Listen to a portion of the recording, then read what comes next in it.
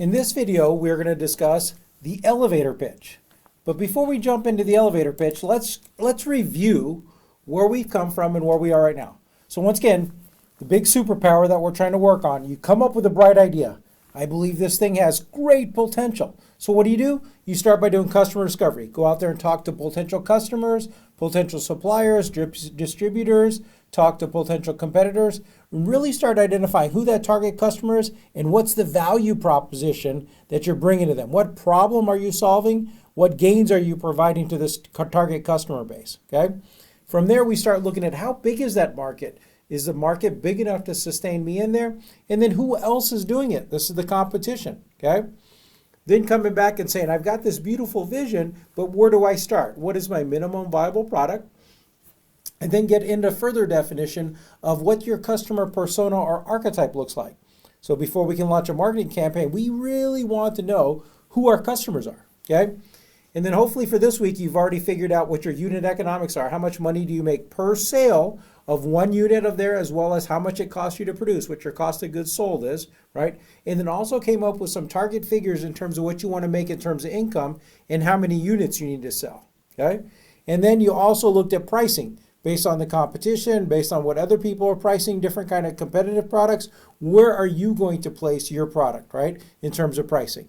So far we've covered a heck of a lot of information. So hopefully you're picking it all up, because this is all very useful stuff that we'll be using as we go forward as well. Okay. So for next week, what I'm asking you to do is every one of you will get on stage or come up front and do a 90-second elevator pitch. So we're going to talk about that today. But as we start thinking about what this elevator pitch looks like, a couple things. I want you to have fun with it, okay? Because the more you have fun up there, the better the elevator pitch typically is. So I want you to enjoy the experience. Be excited about your business. Bring that excitement, right? Bring that belief, bring that confidence, have fun with it, okay? I want it to be a great experience for you. And then the other thing is I want this to be something that you just don't do it for next week, but it's something that hopefully you continue to refine and utilize in different situations, okay? So elevator pitch. I think someone asked me, why is it called an elevator pitch? Great question, okay? So the way this scenario works is that, let's say there's an investor that you've always wanted to talk to, okay? It's like, wow, if I could talk to that person, it would be amazing. And what you're doing is one day you're running through the elevator and you run on there and guess who's on the elevator? That person that you've always wanted to speak with, okay? So now you're on the elevator and essentially you have 90 seconds as the elevator goes up to the floor to basically give your pitch. That's why it's called an elevator pitch, because when the elevator door opens, that person leaves. So you have 90 seconds to basically give them an elevator pitch. So what it is hopefully a well-practiced description of your business that you want to deliver. So you're not giving your entire business plan. You're not trying to tell them everything. They're not going to know everything. It's almost like a 90-second commercial built up in a way that they get enough information that hopefully by the end, you see them shaking hands there, setting up a meeting as you go forward, okay? So that's an elevator pitch. Give enough of the information that they really enjoy what you're saying. They get enough of what you're talking about that basically takes you to the next step. So that's where the term elevator pitch comes from. So each of you are going to be given 90 seconds to go do that, okay? So yes, we're going to do an elevator pitch, event next week. But there are a lot of uses for that beyond just, there are elevator pitch competitions. You've probably seen those before, pitch competitions. But to me, a lot of the usefulness comes in, there's different situations where you utilize it. One is if you go to a trade show, a conference event, networking event, what typically happens there? In fact, I would invite you the next time you go to an industry event or an association event, networking event, reception of some sort, just try this, okay? So what happens is when you're there, you might look at someone's name tag, right, that they're wearing around their neck up here, or just talking to them. Maybe they have a badge on, or maybe you're just in conversation, right? What do people typically say? They go, oh, hi, Bill. My name is so-and-so. What do you do, right? Typical question, what do you do, right? And then what do the people say, okay? So I would challenge you when you're going out there and you talk to some entrepreneurs, ask them, okay? So Bill, what do you do, right? And unfortunately, many people say, well, I'm a I like have my own business. It's like, oh, you have your own business. What do you do? I'm sorry. I kind of like sort of do this thing, right? I'm in this business. So what you have is that you don't see a lot of clarity sometimes from entrepreneurs because, one is that we're humble. We're doing something and we're just not practiced at saying what we do versus if you ask a corporate person, what do you do? Oh, so Bill, what do you do? Well, I work at Wells Fargo. Oh, what do you do at Wells Fargo? I'm a blah, blah, blah. This is what I do. And I'm working on this project right now. But can you see that answer is much easier? So one of the uses of an elevator pitch is when you're at a conference, when you're at a reception, when you're in a networking event, someone says, hey, Bill, what do you do? I want you to jump right into your elevator pitch, not the entire thing, but how I am a business owner. I have this business, blah, blah, blah. I'm doing this, and really get into that, okay? So what we're trying to do is do a better job when we're at networking sessions using the elevator pitch to make better first impressions, right? And then you're in that conversation, you're going forward. Other times, you might be in social situations. You do that probably all the time. Family members, just sitting down or just meeting with friends, and they go, oh, hi, this is Bill, my friend Bill. Oh, hi, Bill. Bill, what do you do? Once again, same question. Once again, instead of coming over there and trying to figure out what to say, you have basically your elevator pitch, okay? Another example of that would be if you look at politics. You see a lot of politicians have their stump speeches, right? So they know in certain topics when they come up, they know exactly what they're going to say. They're well rehearsed on it.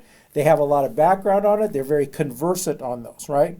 So you'll even see in debates, sometimes they'll ask one question and the politician doesn't really want to answer that question. So this goes back to something they know and they say, that's a great question, but the real problem is this. And then they'll start rolling and they'll sound really good because they'll have rehearsed it.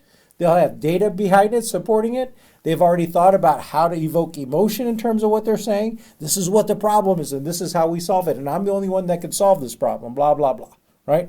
So those are all planned. That's what you're doing. You're not doing it exactly like a politician. I wouldn't recommend that. But what I want you to do is basically understand when those come up in those situations, you're using the elevator pitch, okay? So what does it look like? So for next week, we're going to do 90 seconds, right? No PowerPoints. So you're not going to be able to display anything on the screen, any of that kind of stuff. If you want to bring something, so if you have, if your business is building markers and you want to bring a marker and say, this is why my marker is better than every other marker, you can bring that. So you can have a prop in your hand if you want, right? If you want to bring a note card to just read off of, to help you in terms of that, any of those kind of things are allowed. No PowerPoint, no technology as far as being projected, okay? So essentially you're going to stand up in front, talk to everybody and say, hi, my name is Bill Adamowski. I am the founder and owner of the blah, blah, blah company, and then go right into your pitch, okay? There are really not a lot of rules in terms of what to put in it or not to put in it, right? I'll give you some suggested guidelines here. Begin the presentation by saying your name, right? So everyone in the crowd knows, because everyone wants to hear what you have to say. Believe it or not, next week when we do this, people are going to want to hear who you are and what the name of your business or your product that you're doing, okay? So start your pitch that way so that everyone gets that information and starts relating basically your business name with your name, okay? Now, basically, be very clear, be very concise. Remember, you only have 90 seconds, right? Sounds like a lot, but it's actually kind of a little in terms of the amount of information you can provide. One of my key recommendations is clearly deliver what you think the problem is that you're solving, get them to buy into that in the solution. I think we've talked about it before, but I'll just reiterate it here, and we'll reiterate further in the program, is that, remember, around 80% of a sale is emotional. 20% is rational. So to me, in a pitch, you really want to evoke that emotion. You want them to understand that problem that you're solving and that you've come up with a really innovative solution and how to solve that. Once you get that, people are beginning, oh, wow, that's really interesting. And can you see how the conversation can flow very easily from there? On the elevator pitch, you definitely want that to come out, okay? Now, one thing, I would recommend searching the internet for different examples. If you write pitch competition, first place winners, you can actually see a lot of different pitch competition winners on there. And the reason I say that is there are a lot of different types of styles. Different people do it. There's some that are more dramatic than others. There's a lot of them that use, let's say, numbers to try to, whiz. But the whole idea is that I want you to pick a style that you like, that you enjoy, that you can deliver, right, very powerfully to the audience, right? So I definitely would recommend doing that, okay? So here's now I'm not going to say, follow this format exactly, but this gives you sort of an idea of maybe how to flow a pitch. Okay, you can use this as your initial one, but start thinking about all those special things that you want to make sure that, in this case, the audience or the person that you're speaking with, let's say, right, needs to walk away from. So start with a great introduction. Once again, my name is Bill Adamowski, and then what's the name of my company? My name of the company is, Bill's Cool Company, okay? And then if you can, I always like to start something that captivates the attention of the audience, right? So we've been talking about Heated Pavements. So I'd say, my name is Bill Adamowski. I am the founder of a company by the name of Heated Pavements. And our goal is that you'll never have to shovel snow again, ever, right? Flip a switch and melt your troubles away. Here, let me explain. The problem is, right, and then I go into the problem. The problem is, I don't know about you, but for me, one of the absolutely worst things about winter is shoveling snow. It always comes out at the wrong time. I always have to shovel it in the morning before I have to get to work. I'm probably going to be running late. It's absolutely horrible. In fact, 1 million people slip every year and hurt themselves. 17,000 people actually die from snow and ice. Can you believe that? And then USA Today, just had an article that said people over 45 should watch shoveling snow because they got a good chance of getting a heart attack shoveling snow. Can you imagine that? Doing something you absolutely hate and having a heart attack? I can't think of anything worse than that, okay? And so then you start discussing the solution. Our solution is pretty simple. It's basically running some conductive material inside of concrete, flipping a switch, basically turning it into a big heater, and it all melts away, right? So at this point, we've actually proven it works. And, this is showing evidence of the market, right? We have 2 builders lined up right now to actually sell our solutions, blah, blah, blah. And then some great closing line, right? And so right now we're basically looking at, basically bringing on some investors or come up with a good closing So, reach out to me if you're interested, and let, Heated Pavements melt your troubles away, something like that. So that's my 90-second pitch, right? So once again, you want to make it yours and make it your own, but this is, that gives you maybe a first shot at it, and then start taking stuff out. I don't like that. I'm going to add this. Don't take that out. Add this. If you can, if you have a story behind why you're doing, those are very powerful. So you might want to include part of your story. Why are you doing this? I'm doing this because my grandmother, blah, blah, blah, grandfather, blah, blah, blah. Some of those types of things in there, okay? So that gives you some guide to think about. And so that's what you're going to try to put together, basically a 90-second elevator pitch for next week, okay? So for next week, develop your elevator pitch. And each of you will get on stage. We'll basically come on up. You come over there. You basically give a 90-second pitch. We'll have some cards that say, 15 seconds left in your presentation and maybe a beep, beep, beep so that you can sort of wrap up the presentation. And that's it, okay? And then we'll clap for you, okay? I guess a couple words before we sign off on this video. When you're given a pitch, sometimes, we might be reading it. You might forget parts of the pitch. You've seen people do that, okay? So a couple words that I'd say. When something like that happens, let's say you're watching someone on stage and let's say they forget their line or they forget something and they pause. How do you feel as an audience member, right? You feel empathetic. You feel for them. You're actually rooting them on, right? And so it's interesting in human nature that they actually are now cheering for you, okay? I'm not saying doing this on purpose, but if it does happen to you on stage, realize you're the one that's the most self-conscious. The audience actually likes you better now. They are rooting for you. They want you to come back. So I want you to just pause, take a deep breath, collect yourself and go, right? The audience will love it, okay?